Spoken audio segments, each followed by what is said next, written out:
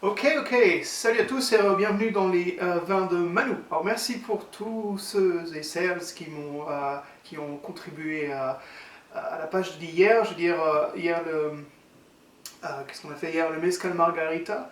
C'est sympa, merci à vous d'avoir papoté, d'avoir engagé et tout, et surtout j'espère que vous avez aimé la vidéo. Voilà, donc en suivant les conseils d'un ami, et surtout de la famille en fait, François, je suis en train de... J'ai essayé de me faire une préparation un peu plus intéressante pour vous, comme ça au moins la vidéo est un peu plus euh, ordonnée, dirons-nous. Ok, bon, aujourd'hui je vais vous faire un daiquiri. Alors pour l'histoire du daiquiri, c'est assez simple. Le daiquiri a été créé au début des années 1900 par un mec ou un homme qui s'appelait Stockton Cox. Et Stockton Cox était un ingénieur américain qui était envoyé à Cuba pour du travail de forage dans les mines. Et donc il s'était envoyé dans une ville qui s'appelait Daiquiri, un village plutôt qui s'appelait Daiquiri. Et quand il était posé là-bas, il a remarqué que les locaux avaient tendance à utiliser le rhum local qui s'appelait, devinez quoi, Bacardi. Et ils avaient tendance à le mélanger dans le café, en fait, dans le soir. C'était surtout le truc du soir, vous voyez. Boire un petit café le soir avec son Bacardi, pourquoi pas. Euh, et donc, oui, il a commencé un peu à étudier tout ça, voir un peu, il a goûté les rhums, et, il a commencé à faire des mélanges. Et puis, un de ces jours, il a reçu la visite officielle d'un de ses... une personne très importante aux États-Unis qui est venue le voir.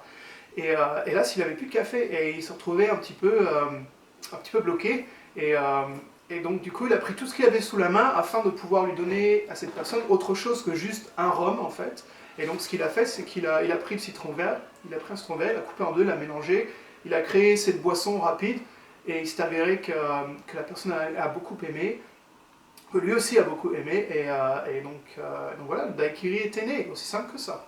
Donc voilà, donc maintenant je vais vous montrer comment on fait un daiquiri. Il n'y a rien de plus simple, franchement. C'est même plus facile à faire un daiquiri qu'à faire un mojito. Pourtant, c'est les mêmes ingrédients. Alors voilà, pour le faire, il vous faut un citron vert, un complet de préférence, un rhum, préférément un rhum blanc, et du sucre. Alors dans mon cas, hier, vous l'avez peut-être vu, j'ai fait du sucre liquide hier. Alors pour faire du sucre liquide, je répète comment j'ai fait. J'ai pris 150 ml d'eau et 300 g de sucre. Et donc j'ai mélangé le tout, j'ai mis ça dans une casserole et j'ai porté à feu doux. Et j'ai laissé chauffer doucement, le sucre a fondu doucement, c'est mélangé avec l'eau, blablabla. Et après ça, j'ai laissé refroidir. Mais avant que ça refroidisse complètement, j'ai mis en bouteille afin que, pour que ce soit plus simple, voilà, je vous donne un exemple. Donc c'est fait dans ma pauvre bouteille de Jack Daniels, mais en gros voilà. Donc j'ai mon sucre. Donc pour le faire, les mesures sont assez simples aussi.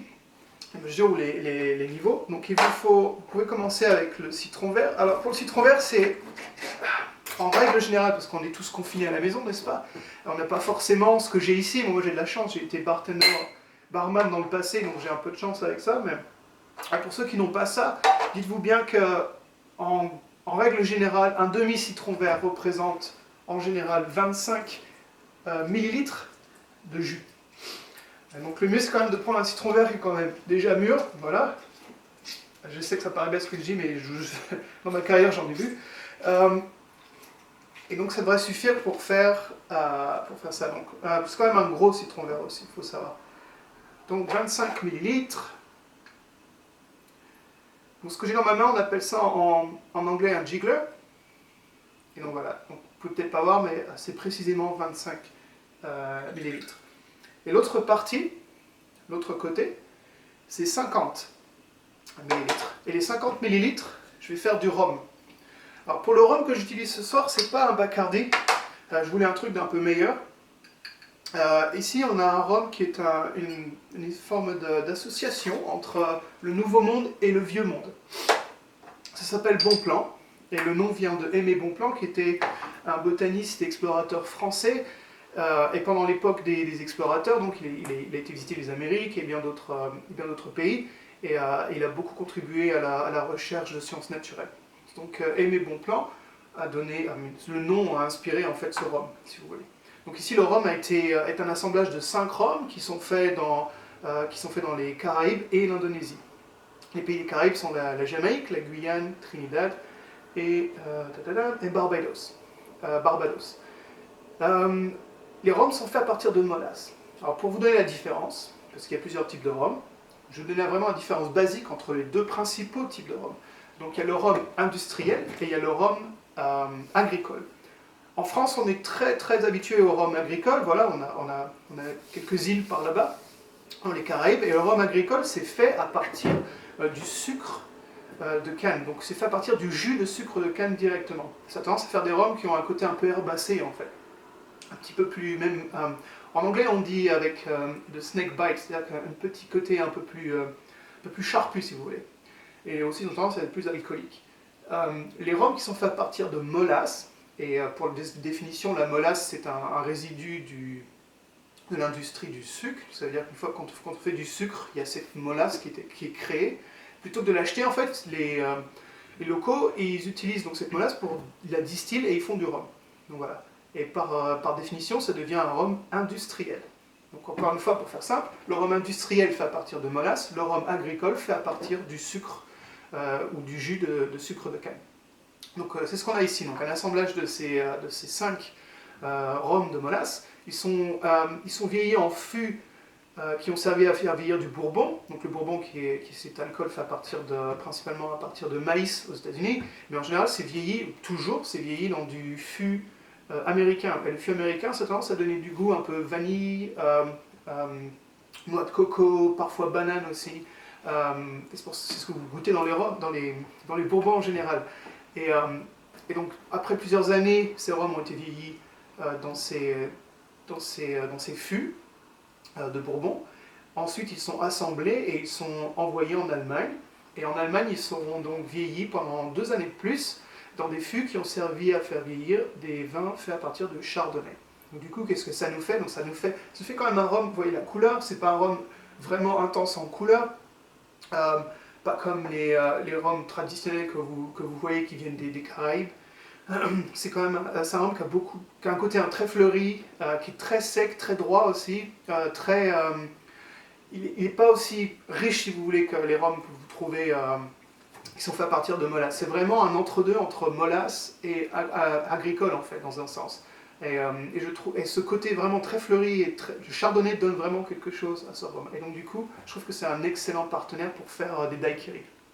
Enfin bref, vous connaissez, il s'appelle Bonpland. Donc un rhum allemand, excellent. Si vous pouvez le trouver, peut-être en France, je ne sais pas, n'hésitez pas, c'est excellent. Si vous êtes en France, si vous êtes en Angleterre, pardon, il y a 3 magasins qui s'appellent Amatus Drinks, et ils ont tout ça sur leurs étagères dans leur magasin. Il y en a un à Soho, il y en a un à City, et il y en a un qui est basé à Shoreditch as well. Ok, donc une fois que vous avez mis les 2 ingrédients ici, il vous faut donc le sucre. Alors le sucre, il ne faut pas beaucoup de sucre, hein. L'important, c'est de garder l'équilibre entre le côté acide du citron vert et le côté sucré du sucre lui-même. Donc ce que je fais, c'est que je reviens sur mon jiggler et je prends juste la moitié ici. Donc en fait, la moitié, ça représente à peu près entre 10 et 15 millilitres donc, de sucre, et c'est tout. Donc une fois que j'ai préparé ça, je vais pouvoir mélanger. Bon, évidemment, je suis chanceux, j'ai un shaker à la maison. C'est pas de shaker à la maison. Mettez tout ça dans une forme de récipient assez haut. Prenez une cuillère et mélangez comme ça. Je sais que ça paraît bizarre, mais encore une fois, on est en confinement, on n'est pas au bar, donc on s'adapte comme on peut. Donc je me suis lavé les mains, ne vous inquiétez pas. Donc on prend les glaçons, on les met dedans. N'hésitez pas.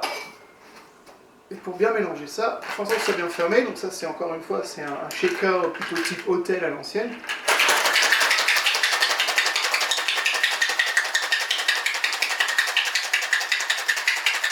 Voilà, une fois que c'est bien mélangé, vous avez le choix, vous pouvez soit laisser les glaçons dedans, ou alors vous les séparer ici, comme vous voyez.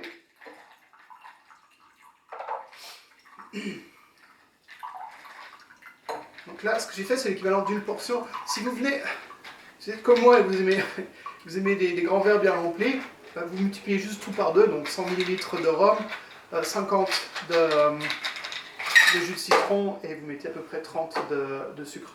Et vous aurez votre double daiquiri. Donc ici, vous voyez un peu la mesure. On est juste ce qu'il faut pour le verre, ça va dans le ballonnement, c'est parfait. Donc j'ai l'autre moitié du citron, je ne vais pas mettre tout ça dans le verre. Ce que je fais, c'est que je prépare juste une petite portion. J'en mets un petit peu autour du verre, juste comme ça, parce que je sais que Katie, donc ma femme qui va boire le cocktail, va adorer. Et je mets ça dedans.